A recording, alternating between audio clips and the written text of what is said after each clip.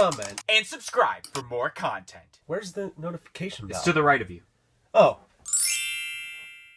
What's up, guys? It's DK Wrestler here, and in today's video, it's a brand new edition of Funko Pros and Cons. But before that happens, make sure you press the subscribe button for more content like this video in the future, and press the little bell beside it to be notified of when that future content gets released. But anyways, guys, let's check it out. So like I said, in today's video, it's going to be a brand new edition of Funko Pros and Cons, which is actually a series that I debuted on this channel a month ago, and it's pretty much simple. We look at a certain topic involved in the Funko community, and we give 3 pros and 3 cons involved with a certain topic, which originally I wanted to do an episode on Walmart as an American retailer, but I thought the topic I picked for this episode would be one that's essentially very new, but it's still going to be an ongoing topic, and that is the NFT Funko Pops. Now, there's a lot of people that are on the fence about NFT Pops and how Funko should make Pops involving with NFTs, and then there's people out there that think it's a great idea that Funko has dabbled into NFTs and these Pops are going to be worth a lot of money. So I'm going to give my pros and cons involving with these NFT Funko Pops,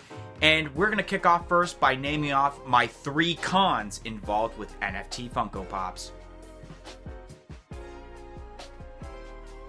So the very first con I have for NFT Pops is the simple fact that some of the Pops that are the physical items just don't look good as terms of the design, in my opinion. A prime example, in my opinion, on some of these designs are actually the majority or all of the TMNT Series 1 NFT Pops, the very first set of NFT Pops that were released back in August of 2021. It makes people that collect fandoms like Teenage Mutant Ninja Turtles question on whether they should get the Pop or not because of the fact that it just does not look the greatest. The Leonardo has this like kind of holographic design, and I'm pretty sure it's Casey Jones that had like an all black design, and just the designs at this point of the NFT Pops were just not the greatest, and you kind of seen that with the first couple of NFT physical items that were released within the months after. And it just makes you think, do I actually want to invest money in a physical item that just does not look great? The second con involved with these NFT Pops is that these are very limited items. These are probably the most limited, consistent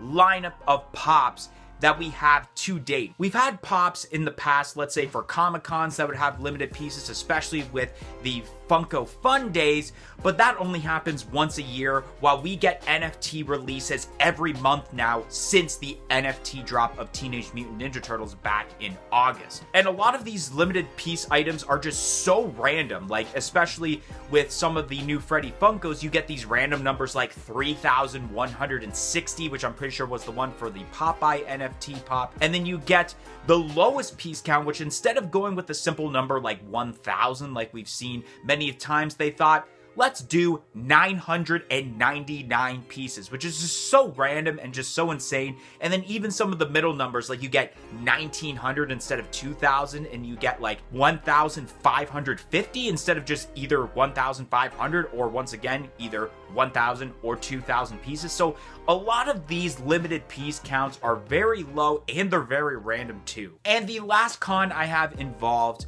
with the NFT Funko Pops is that essentially at the end of the day, you are spending a ton of money to get those physical items. Each standard pack is $9.99 US, which would round out to, I believe, $12 Canadian. And then the premium packs are worth essentially, I think it's $39.99, or not 39, sorry, $29.99 US, which then would round out to around $40 Canadian, which already buying these packs, which the standard ones come with 5 cards, and then with the premium packs, you get 15, which essentially would be like buying 3 standard packs, except your chances are much greater at getting those physical items with the premium packs. A lot of people would spend a lot of money getting these. The limit for these cards, I'm pretty sure, are $60 in total that you can get, which round out to, I'm pretty sure, 6 standard cards, or you can get essentially 2 premium packs with that cost. But at the same time, there are people out there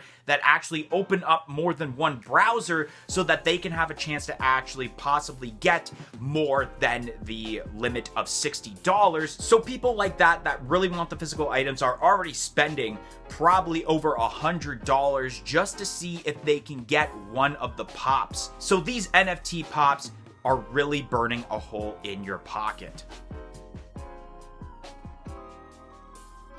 Very first pro that I have is that the NFT cards that we've seen actually have pretty cool designs, to be honest. Even the cards for, let's say, the common, the uncommon, and then especially the rare and epics, which you need all 4 in order to get the Freddy Funko Pops for each of these drops. Some of them have blacklight designs, some of them have normal designs. There's even the Nickelodeon one from last month, or I should say this month actually, where you have certain Nickelodeon characters and they're getting splattered with the goo. So that's kind of cool designs involving those, where you get the cool little cards and you kind of understand the concept of NFTs. So it's cool just to even keep the cards and not even worry about essentially getting the physical pops, even though the whole point realistically of the NFT drops is for your chance to get the physical pops. Another pro involving these NFT pops is that these pops are going to be worth a lot of money in the near future. With already a bunch of people spending a lot of money, pretty much close to $100 to $150 US to get some of these packs for some of the pops,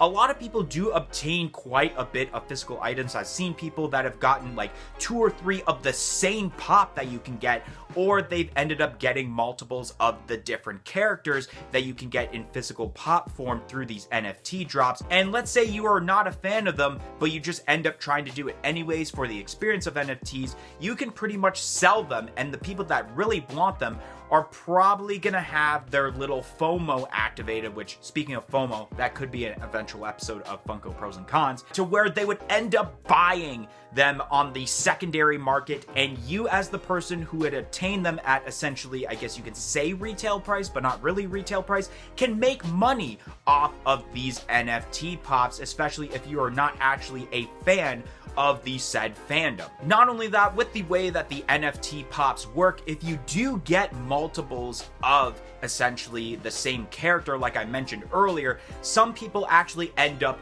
putting them up for sale on the, I guess, I forget what it's actually, I think it's called Atomic Hub, which is kind of like the secondary market for NFTs, and people end up just trading them for, let's say, the extra cards they still need from the common, uncommon, epic, and rare packs, so that they can actually get the Freddy Funko Pop that's involved so that they can complete their set. So there's that aspect to it. And the last pro I have here for Funko Pros and Cons for NFT pops is that some of the best pops we may have seen so far, even in the year of 2022, have been through these NFT drops. Now, I did mention earlier for one of my cons about how some of the NFT physical pops have been some of the worst designs, like the Teenage Mutant Ninja Turtles one, and maybe some of the Iron Maiden ones, in my opinion, weren't really the greatest, but especially the last couple of NFT drops that we have gotten, which as of this recording would have been the Retro Comics and the Nickelodeon drops,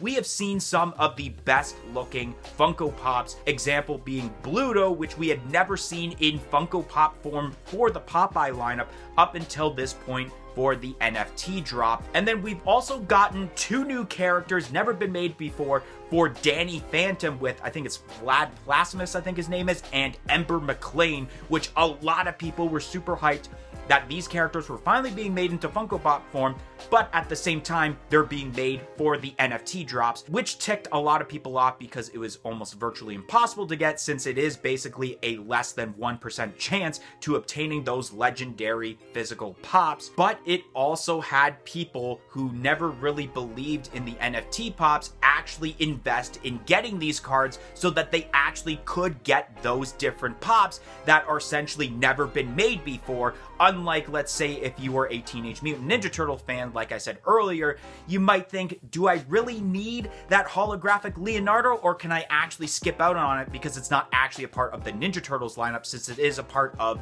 their own lineup for the NFTs called Pop Digital. But some people may think that they actually might need these, especially those Danny Phantom pops to complete their Danny Phantom set, or especially with those Rugrats pops that released for the Nickelodeon NFT lineups. They might actually need those pops, especially because we haven't seen Rugrats pops in years, so it's cool to see new ones. But anyways, guys, that is going to be the end of today's video. If you enjoyed today's edition of Funko Pros and Cons on the NFT pops, make sure you smash that like button. Comment in the comment section below and let me know, do you agree or disagree with my list? And let me know, do you have any pros and cons involved with the NFT pops that I did not mention during this video? And like I said earlier, press the subscribe button for more content like this video in the future, and press the little bell beside it to be notified of when that future content gets released. But anyways, guys, thank you for watching today's video, and hope to see you guys next time. 1, 2, 3, I'm out of here. Follow us on all of our social media platforms on Facebook, Twitter,